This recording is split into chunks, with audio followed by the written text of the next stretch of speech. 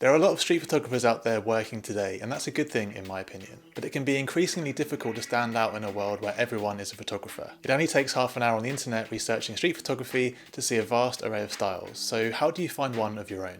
Well, over years of trial and error, I found a style and approach that I'm really happy with. So in this video, I'll be exploring how important style is in street photography and the simple steps you can take to develop one yourself to ultimately stand out from the crowd.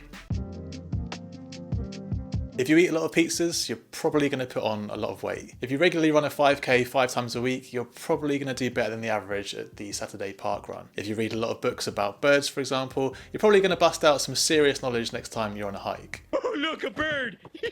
You see where I'm going with this. You are what you consume. If you look at a lot of street photography from a wide range of photographers, you read books for example, look at prints, watch documentaries and so on, you're going to get a great understanding of different approaches and styles of street photography, which you can then try out yourself. Likewise, if you only look at one or two other street photographers' work, you'll notice their influences start to creep into your own photography and you'll kind of have fewer reference points to build your own style from. I think it's super important to understand the history of street photography to begin to work out where you fit into it. So how does looking at other street photographers' work really help you find your own style? If you look at early Impressionist paintings by different painters, often you'll see they're very similar in style, but each equally as beautiful as the next.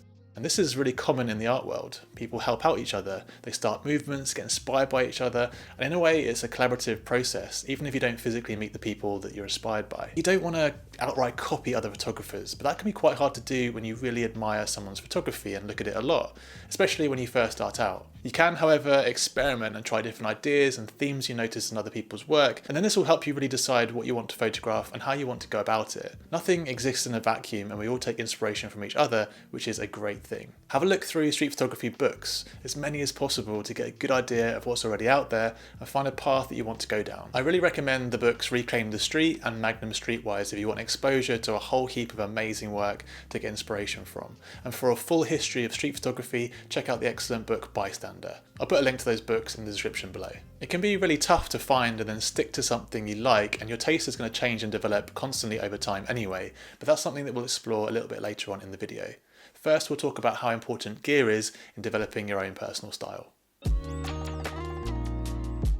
One of the things most likely to influence your street photography style is your choice of focal length. Most street photographers use a fixed focal length lens, the most popular probably being the 35mm full frame equivalent focal length, but you can use any lens and any focal length for street photography. You can of course use more than one focal length across your photography, but it can be really beneficial to stick with one camera and one lens for an extended period of time to really get used to seeing with that lens.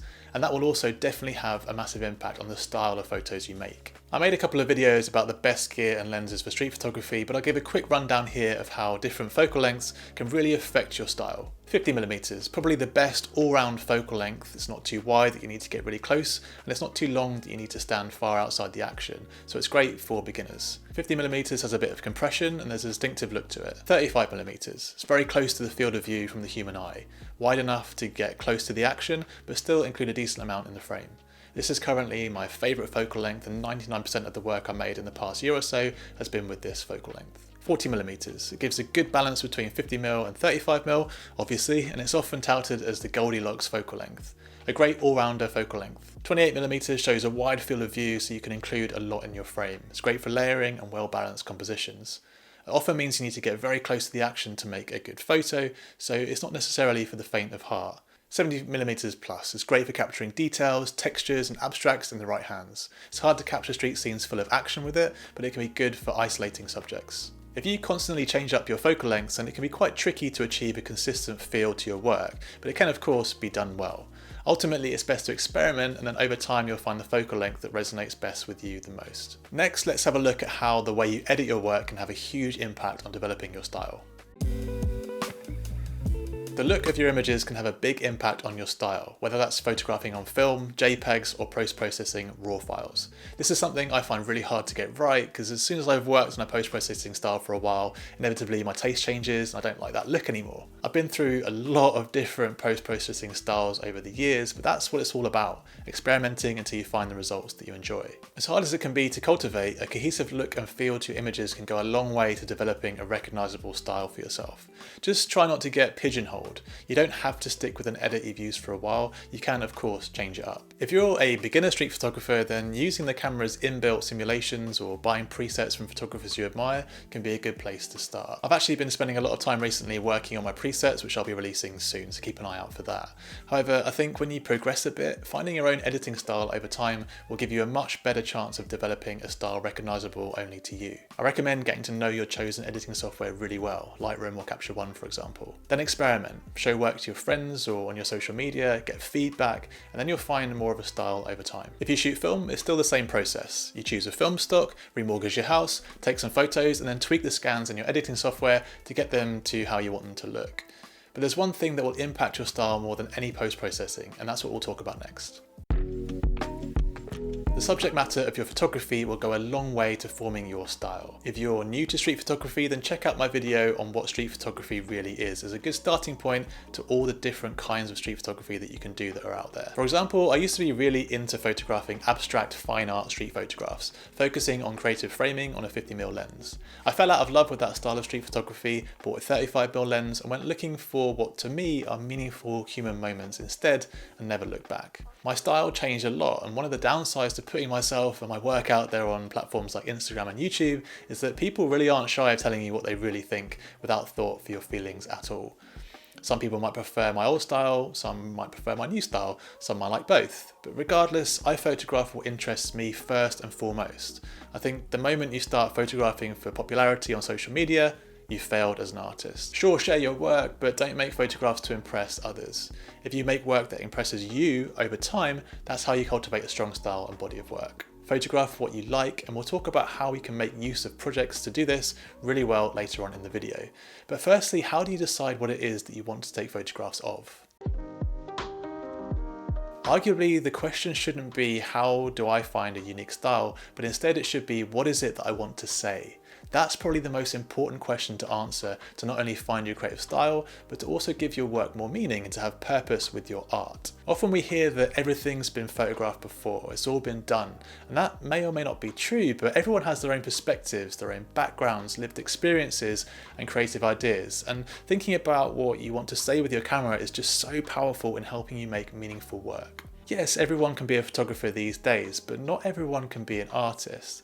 To quote Susan Sontag, recently photography has become almost as widely practiced an amusement as sex and dancing, which means that, like every mass art form, photography is not practiced by most people as an art. It's mainly a social right, defense against anxiety, and a tool of power.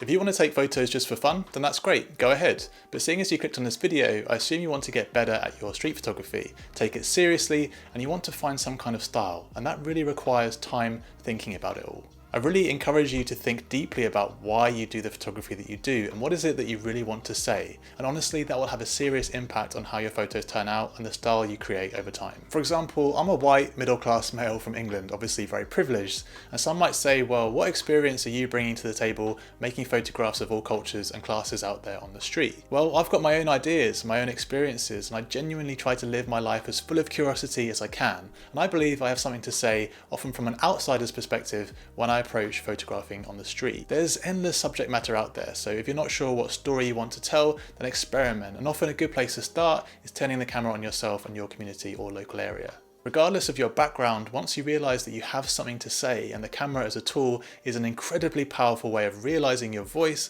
then you can almost think of the street as like a training ground. It's a place to hone your skills and confidence to be used down the line to make meaningful bodies of work. But what if you've decided what it is you want to say with your photography, but you still can't see a style emerging?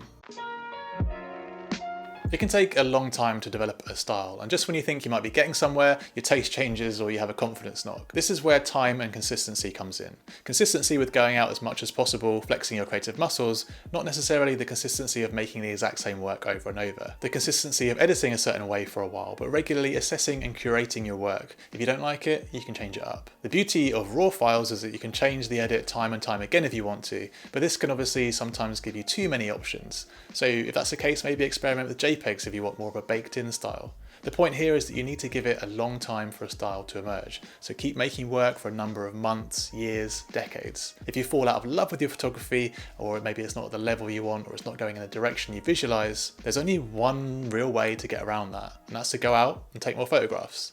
That's the remedy to most of the moments that I have overthinking about my photography. I just go out and take more photos. But what if you have different photography interests? One month you're maybe really interested in documenting your local community.